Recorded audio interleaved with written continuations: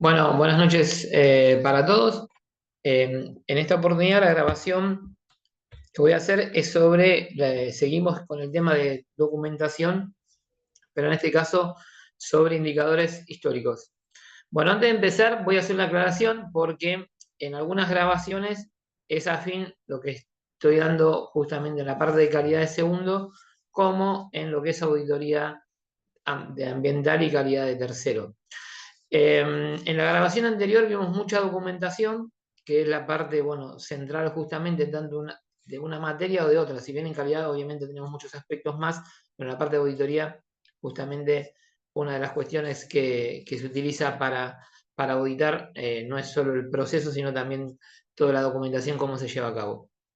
Vale aclarar que en esa grabación sobre los documentos había mucha más documentación vinculada a calidad, también había documentación de proceso, porque hay que entender que lo que está sujeto a lo que es medio ambiente y seguridad, en general son comprobantes, por ejemplo, de insumos, comprobantes de elementos de protección personal que se le ha dado a los trabajadores, y lo demás está siempre vinculado a las auditorías que se pueden hacer en un sector o en diferentes sectores en cuanto al medio ambiente y la seguridad.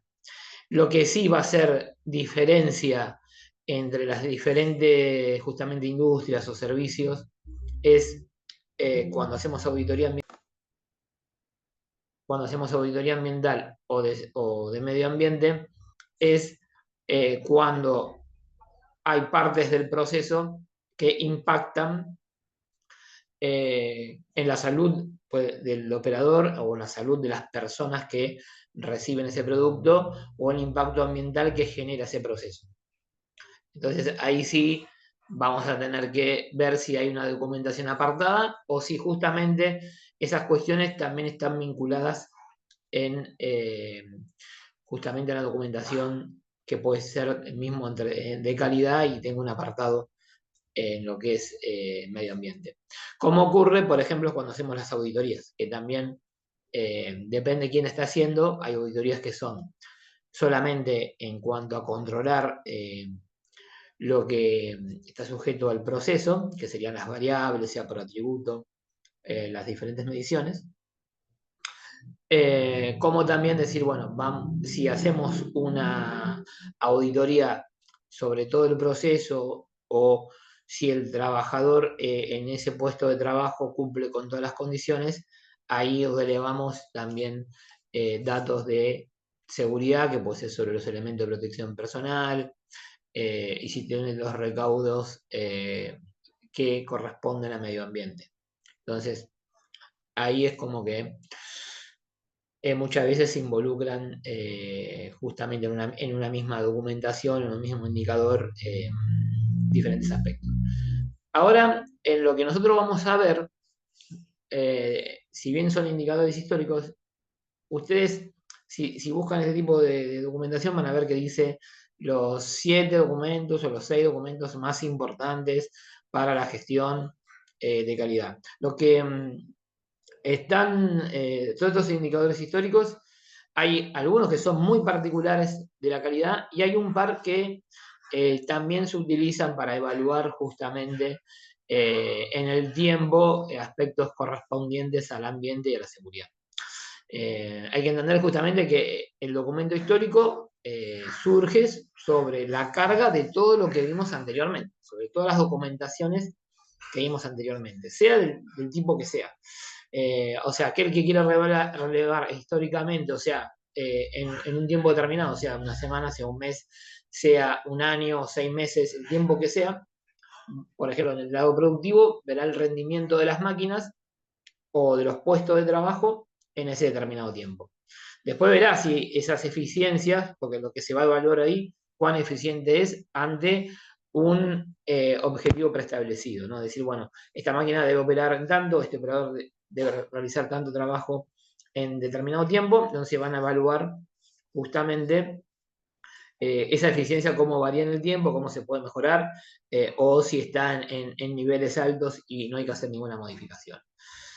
Aunque siempre está sujeto a cambios todo, ¿no? En cambio, lo que si lo referimos, por ejemplo, a mantenimiento, ese chequeo como que va a ser resultante de decir, bueno, las cantidades de máquinas, que es más, hoy hay software preparados también para eso, decir cuántas fallas tuvo a lo largo de también una semana, un mes, 6 meses, un año, cuál es su rendimiento, la vida útil, si hay que modificar las tareas de mantenimiento que hay que realizar.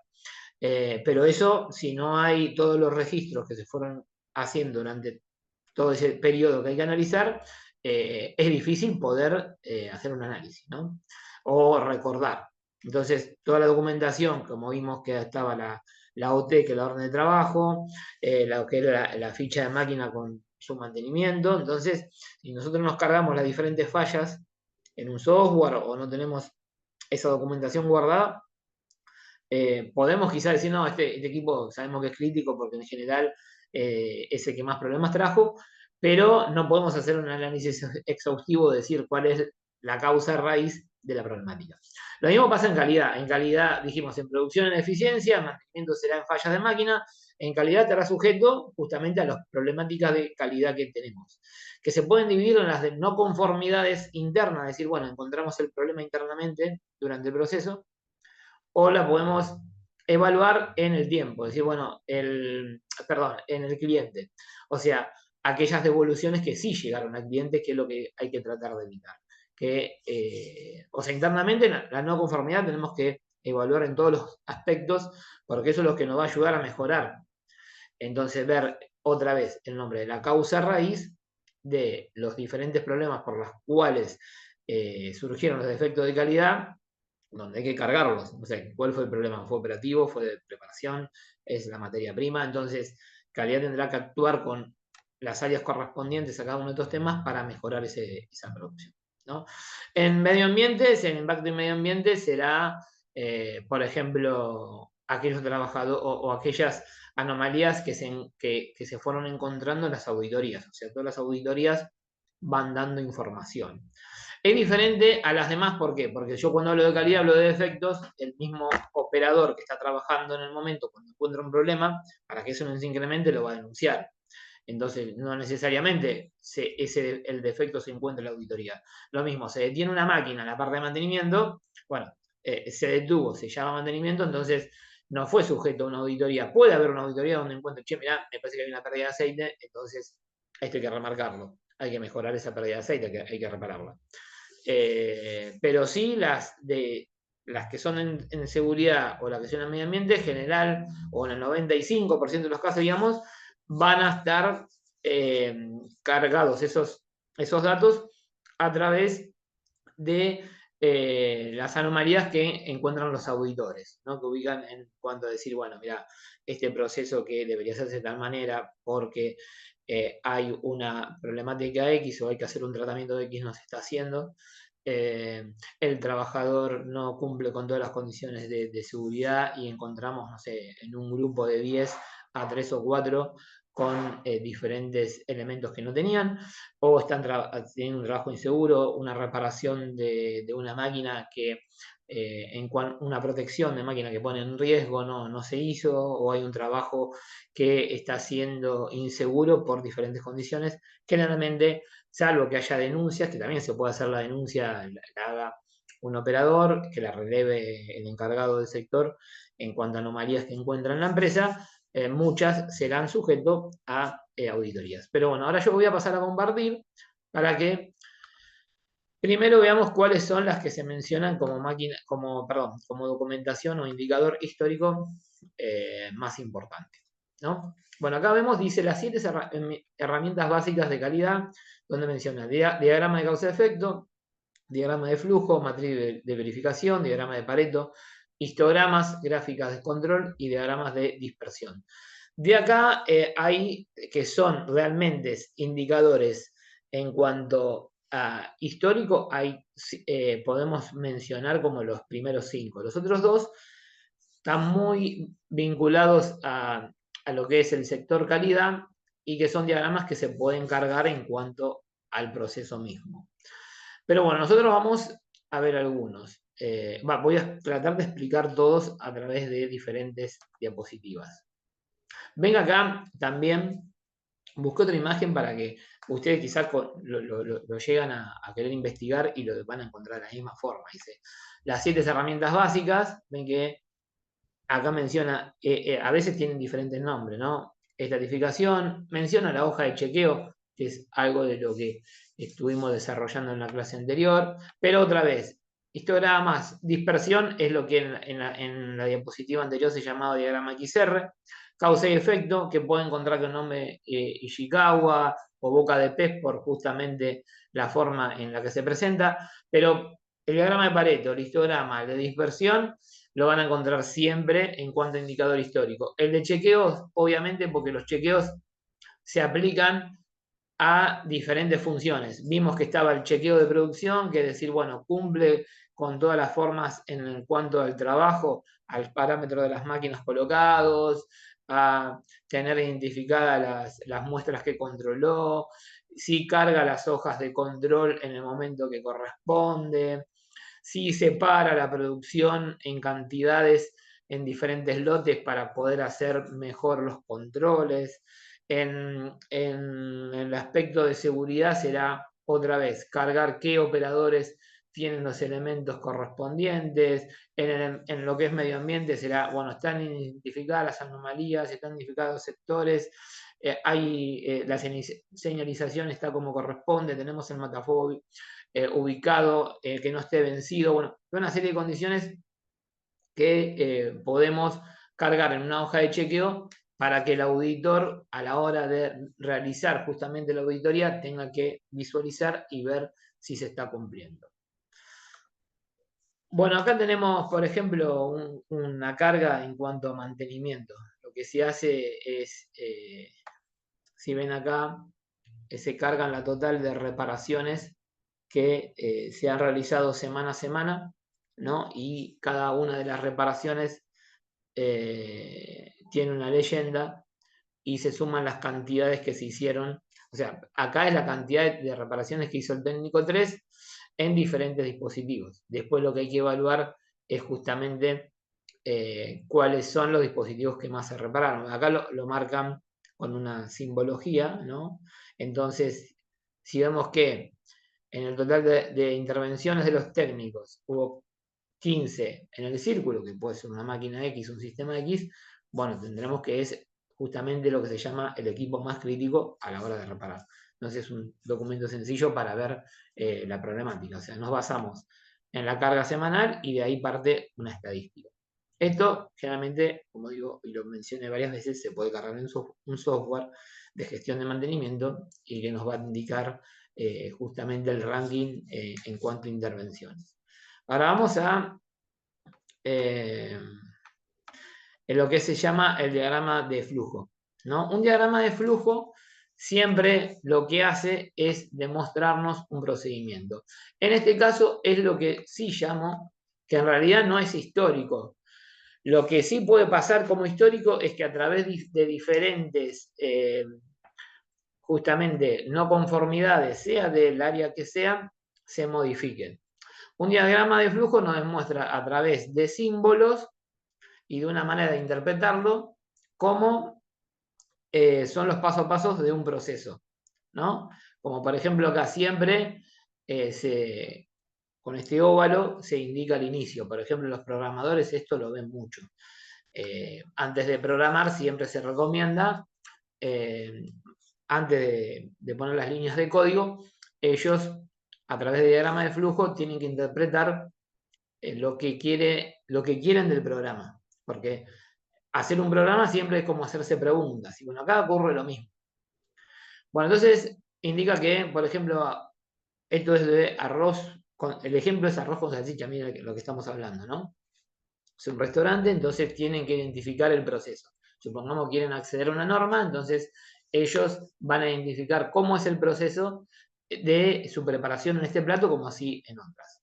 Entonces acá tienen que hay un proceso de lavado y van a ver que es agua y agua sucia, o sea, agua sucia la que deben tratar de filtrar.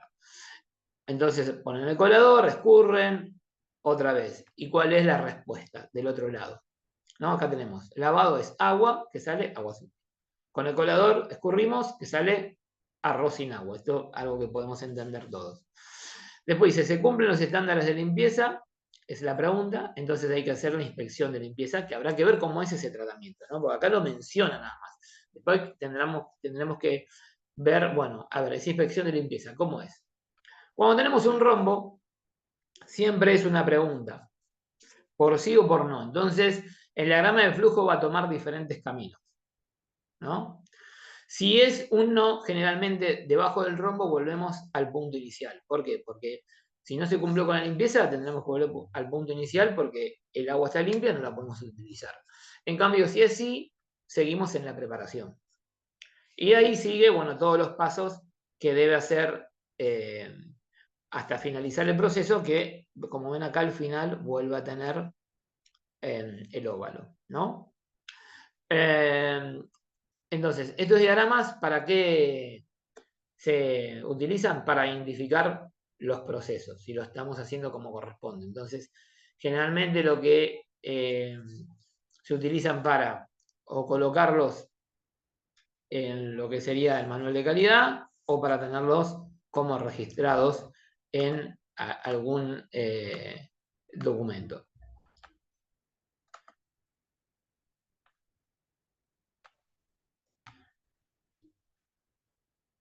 Esperen que voy a pasar al siguiente, que ven acá tenemos, van a ver que ustedes van a ver varios modelos de lo que es el diagrama de flujo, vuelve a ocurrir lo mismo.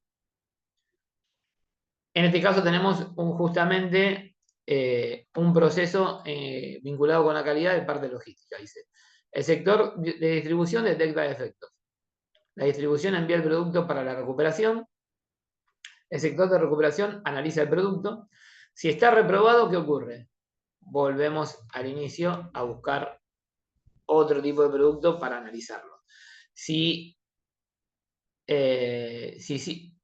Perdón, este es para el no, si no está reprobado. Entonces, si no está reprobado, vuelve a lo que es la producción del producto, perdón. Entonces, dice, el sector de recuperación corrige el producto, el sector de ingeniería de la calidad analiza el producto, lo aprueba, tiene que pasar por una aprobación, acá es porque se pasa por dos sectores. Entonces, el sector de ingeniería de la calidad libera el producto y puede ser entregado al cliente. Si es por el no, como siempre, volvemos al paso 1, a reprobado. Entonces, ¿qué hace? ¿Por qué lo identifica como 1? Porque acá si vemos 1, ¿qué dice cuando sí está reprobado? El sector de recuperación lo desecha. Ese es un proceso no de calidad visto en un diagrama de flujo. Vuelvo a repetir, hasta ahora, en este caso, no es un documento histórico. Bueno, van a ver otro ejemplo más. En los cuales pueden ver, bueno, el mismo sistema, las preguntas, cuando es por no, se vuelve a un punto de inicio, cuando es sí, sigue el curso normal del proceso hasta, bueno, llegar al objetivo. Por ejemplo, en este caso es el almacén, el producto llega al almacén para que luego sea entregado al cliente, que en definitiva es el paso final. Bueno, ahora sí pasamos a un documento que es histórico, ¿no? De histórico. Es uno de los más conocidos y que es el diagrama de Pareto. El diagrama de Pareto, o sea, vamos a ver que hay dos que son parecidos. Uno es el diagrama de Pareto y el otro es el histograma. El diagrama de Pareto lo que hace es mostrarnos a través de un gráfico de barras las anomalías, sea del sector que sea, desde la que tiene mayor cantidad, anomalía, defecto, como quieran llamarlo, hasta la menor, ¿no? O a veces pueden ser que el mismo diagrama se analice para ver el comportamiento de diferentes parámetros.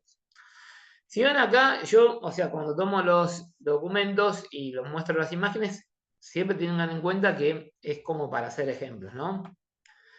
Y tenemos que, en este caso, dice defectos de torreta, o sea, de que es una parte de una máquina que genera justamente este problema.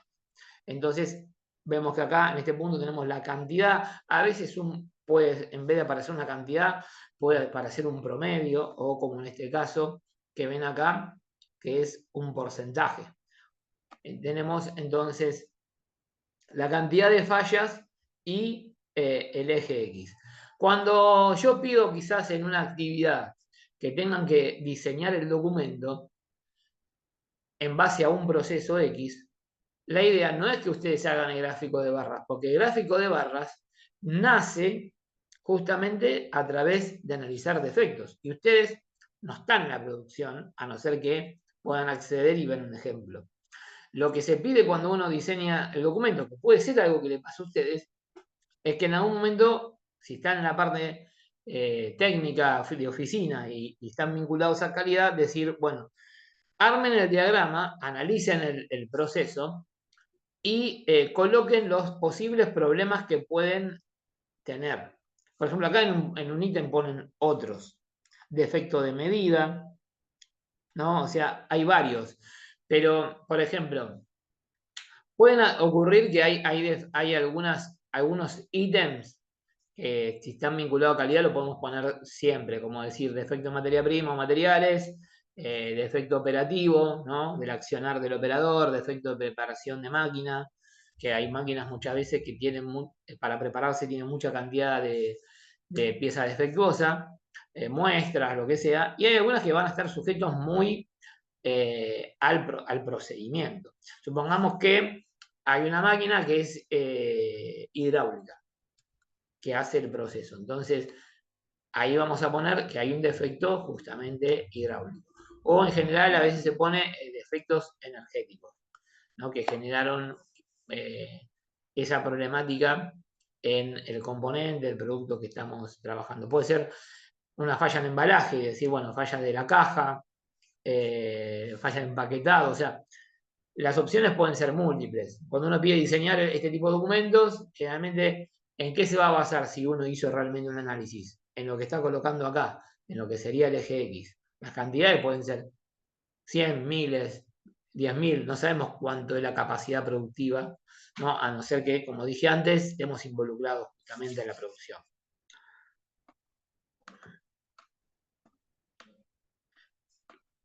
Bueno, a ver si hay otro. Se me mezclaron un poco los documentos, los había ordenado para que aparezcan de una forma, pero bueno, esto voy a ver si hay alguna más vinculado a Pareto. Van a tener que esperar que vaya y venga con la documentación.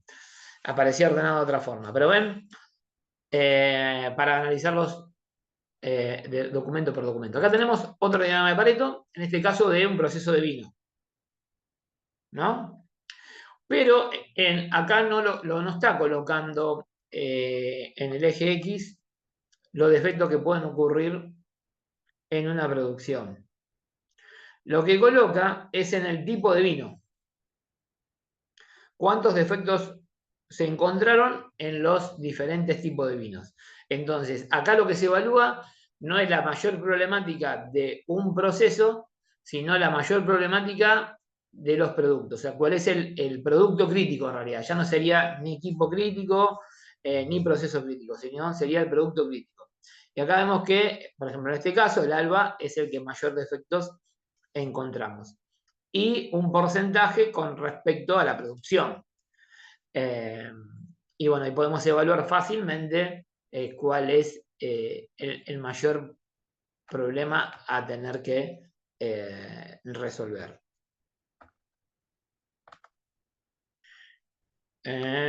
Vuelvo, esperen que tengo que ver si ya no hay más diagramas de Pareto. Acá hay otro, porque es un análisis un poco más extenso. Esta curva, no, este es del histograma. Esperen, disculpen. El histograma que es muy parecido al diagrama de Pareto. Vamos a ver si hay más diagrama de Pareto. No hay más diagrama de Pareto. Bueno, perfecto. Vamos con otro documento ahora, el de dispersión. que vi un ejemplo antes, que es este. El diagrama de dispersión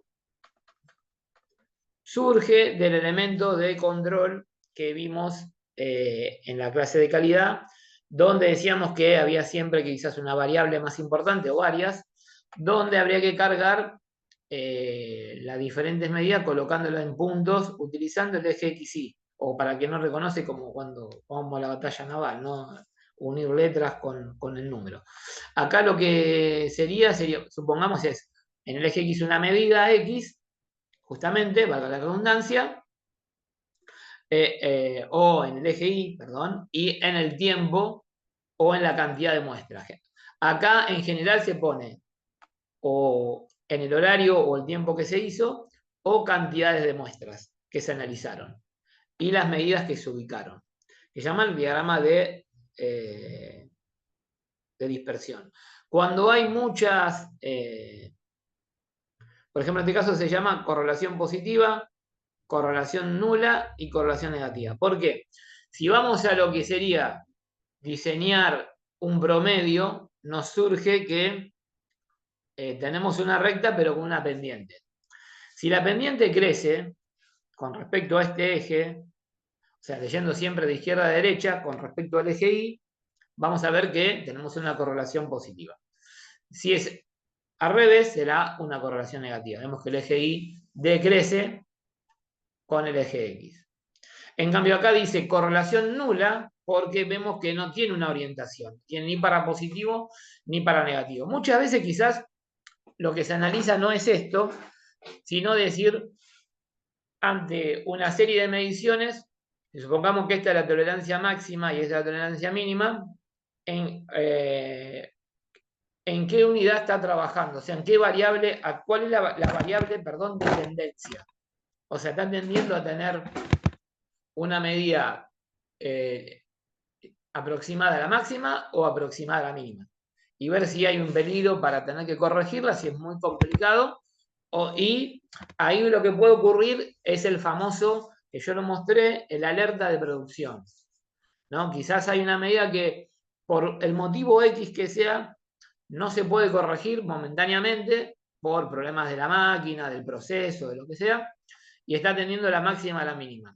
Entonces el sector calidad lo que envía en la documentación es una alerta porque decimos, che, mirá, está pasando esto y es probable que se nos complique para corregirlo por un tiempo, entonces por un tiempo va a tener una alerta donde habrá que tener más cuidado para que de esa variable que era a la máxima o a la mínima ya no sea fuera de tolerancia.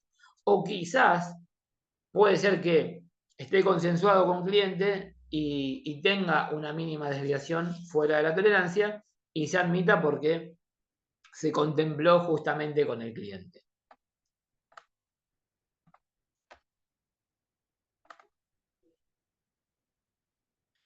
Bueno, esto ya lo vimos, Pareto ya lo vimos. Este es el diagrama de Ishikawa, o que es de causa-efecto. Acá también, si bien está sujeto a una problemática que va surgiendo en el tiempo, lo que hace es ponerlo un poco en situación que muchas veces quizás no puede pasar que se haga para un producto, pero muchas veces se analiza quizás una serie de problemas para ver cómo afrontarlos. Y van a ver que los ejemplos no están solo para lo que es algo sujeto a calidad, medio ambiente o seguridad. Acá, y por eso me tomé el trabajo de también verlo, miren que estamos con un problema que esto está muy vinculado a lo que es impuntualidad, que es, generalmente la parte de la empresa que se encarga es el sector de recursos humanos. Entonces tenemos causas y efectos fisiológicas o... Esperen que quería agrandar un poquito. Tenemos las causas son... ¿Cómo es este diagrama? Perdón, primero.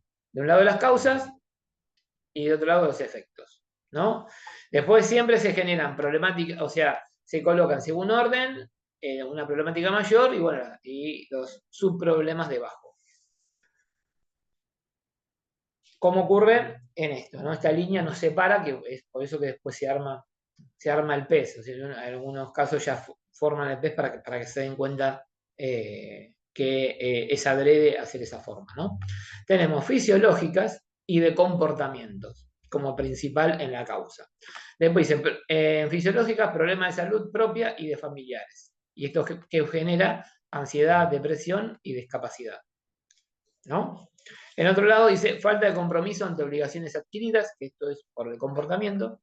Entonces dice falta de organización del individuo y irresponsabilidad con el tiempo. O sea que en general es una problemática que tiene cada uno y que es impuntual, entonces ya por eso es de un comportamiento de la persona y no está afectada por otro problema. En efectos, ¿qué ocurre? Salario poco atractivo. O sea, primero vamos a ver que el efecto es clima laboral, logística y transporte, ¿no? Decimos, desacuerdo de las funciones asignadas. Salario poco atractivo, inconformidad con el grupo, mala actitud con su entorno. O sea, es alguien que está mal en su puesto de trabajo. Y después lo otro tenemos ubicación en zonas foráneas, ¿no? Que es complicado para el trabajador también llegar. Falla en el transporte público, no tiene vehículo propio, o sea que es un problema de logística y transporte.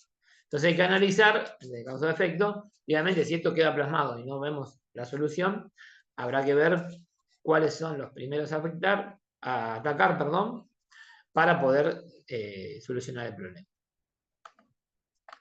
Vamos a ver otro. Bueno, acá es en la forma genérica, ¿no? Tenemos una problemática. Este caso lo podemos vincular más a calidad. Entonces, tenemos la problemática puede venir del hombre, de la máquina o del entorno, con sus problemas. Y acá tenemos las causas, en este caso causas y las subcausas. Material, método y medida. O sea, casi todo involucrado a la producción.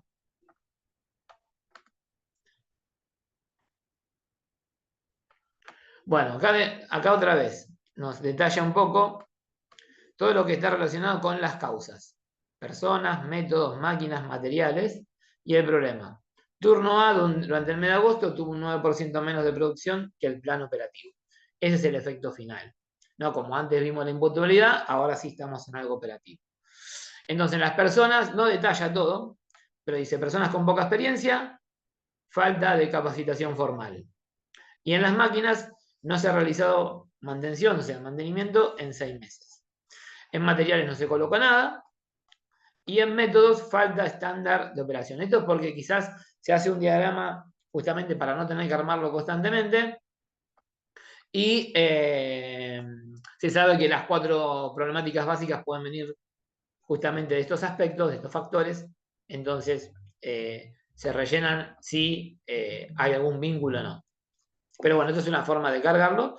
Y obviamente, esto sí, como digo siempre, si el documento queda en esto, no pasa nada. Lo que tenemos que hacer es actuar en base a lo que ocurre acá. O sea, capacitar personal, que eso hace que después, bueno, también pueda generar experiencia.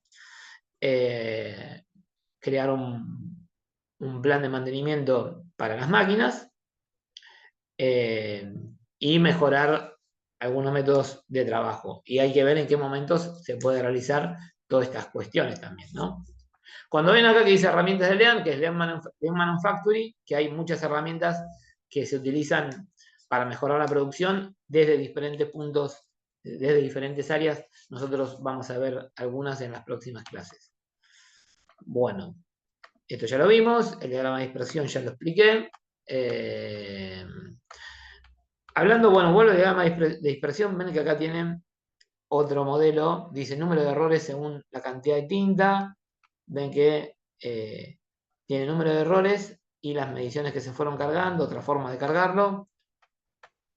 Y ahora vamos al diagrama XR, que es muy parecido a la dispersión, que ven que tenía también cantidad de muestras, los valores o los defectos encontrados. Esto es de control, esto ya no es ¿Puede ser estadístico? Sí, puede ser estadístico, pero generalmente en el control podemos ver en la cantidad de muestras las medidas. ¿Qué tiene diferencia? En este caso, que se evalúa el promedio y quizá no la dispersión, como vimos en la recta anterior, pero son muy estrechos un documento a otro. En parte es ver el comportamiento, las tendencias, ¿no? Si supera la máxima, la mínima de la medida, y ver si hay que generar una alerta de calidad o no, o si hay que corregir para que no estar en riesgo con el producto. Así que bueno, acá tienen más modelos, van a tener más modelos, y ahora pasamos el que nos queda, que es el histograma. Dice, los histogramas o histogramas de frecuencia son una herramienta útil cuando hay que analizar una gran cantidad de datos. O sea, para mostrar en forma de gráfico de barra la característica de un producto o servicio. ¿Qué son? Bueno, dice, tipo de efectos pueden ser problemas, riesgo de seguridad. Un histograma toma datos, mediciones de temperatura, presión, altura, peso, etc. Y revela la cantidad de variación propia en un proceso. O sea, la diferencia del diagrama de Pareto que adrede nosotros tenemos que analizar primero cuál es la barra, o sea, vemos la barra de mayor a menor problema. Cambio gráfico de barra, el histograma no lo ordena. O sea, nosotros previamente tenemos cargado, a ver si tenemos otro ejemplito mejor.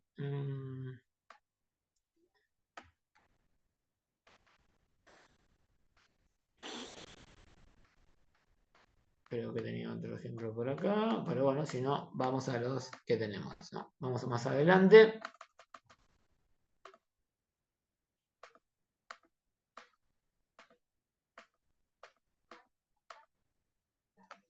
A ver. Dice frecuencia y factores que influyen en la adherencia al tratamiento. O sea, acá también, al igual que el diagrama de Pareto, si uno coloca un histograma, tenemos que visualizar cuáles son las problemáticas mayores. En este caso, hay números, ¿no? Pero generalmente lo que está debajo son las diferentes tipos de no conformidades. Entonces también nosotros rápidamente podemos evaluar que justamente este es el de mayor problema. Entonces tenemos que ver la naturaleza de ese problema para atacarlos, o que estos son las dos problemáticas mayores. Cuando se genera esta curva es porque en realidad la organización lo que tiene que hacer es plantear límites. No sé, plantear límites en los valores del histograma. En cuanto a porcentaje, en cuanto a cantidad, será según la producción. Entonces, esto es lo que nos va a marcar, por ejemplo, son los límites en los cuales nosotros tenemos que analizar los máximos o los mínimos de los valores que encontramos.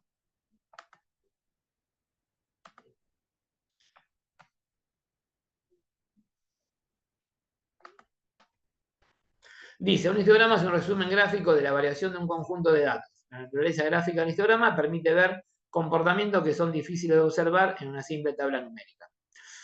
Entonces, el histograma ayuda a visualizar. Lo que tengo que ver es rápidamente cuál es la problemática a atacar para que, como pasa en el diagrama de Pareto, muchas veces si hay histograma, quizás no hay diagrama de Pareto, o del análisis de histograma se genera después un diagrama de Pareto para tener justamente un orden de cuáles son los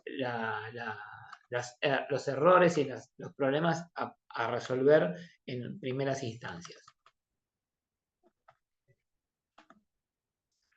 Bueno, esto no va.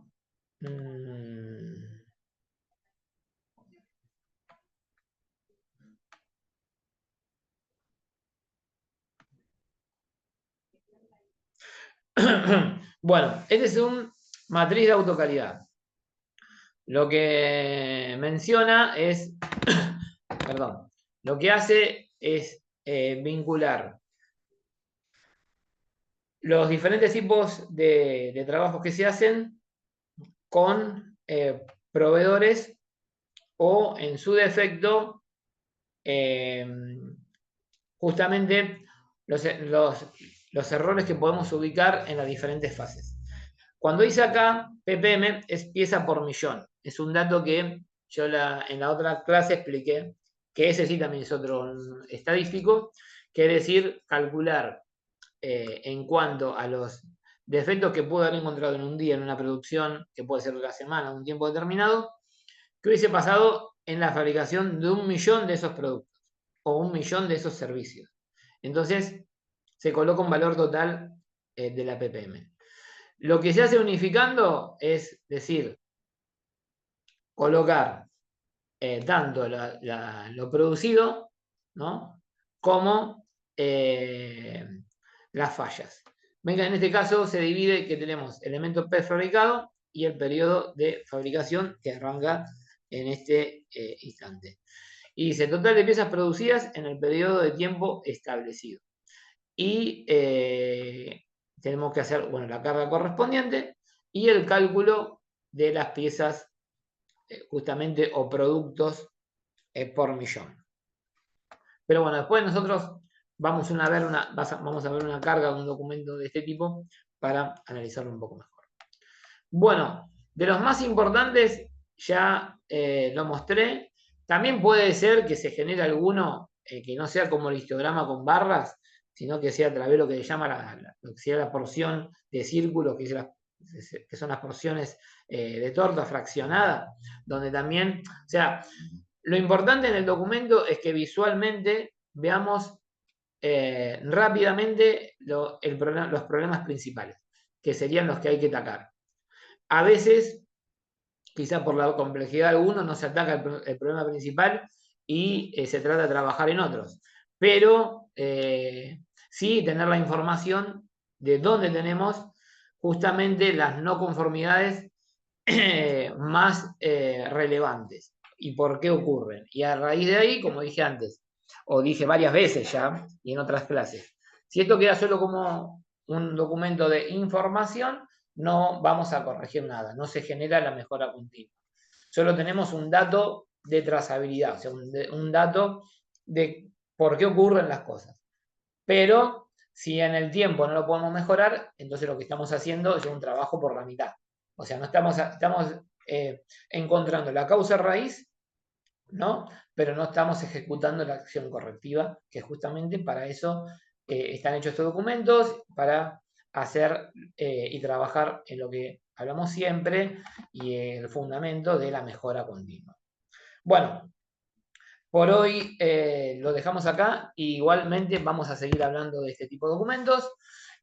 Por las problemáticas que hubo en las clases, tanto de una materia como la otra, la de segundo y de tercero, para los que quieran adherirse vamos a generar un Zoom para el día de mañana viernes, el viernes 15, a partir de las 8 a 9, 9 a 10.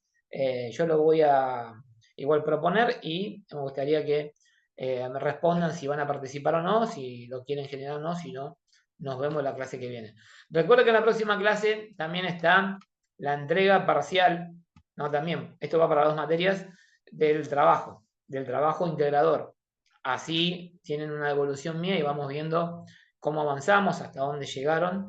Y en ambos casos también vamos a ver si, aprovechando de que es más una clase donde vamos a evaluar los trabajos, hacer alguna actividad en línea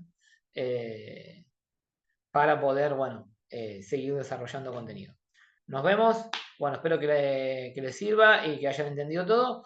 Pueden consultar en el Classroom, pueden hacer preguntas. Si no respondo inmediatamente, trataré de responder en la brevedad o cuando tenga tiempo, o anotarlo para poder responderlo en la clase si no es urgente. Así que bueno, nos estamos viendo. Chau, hasta luego, los veo pronto.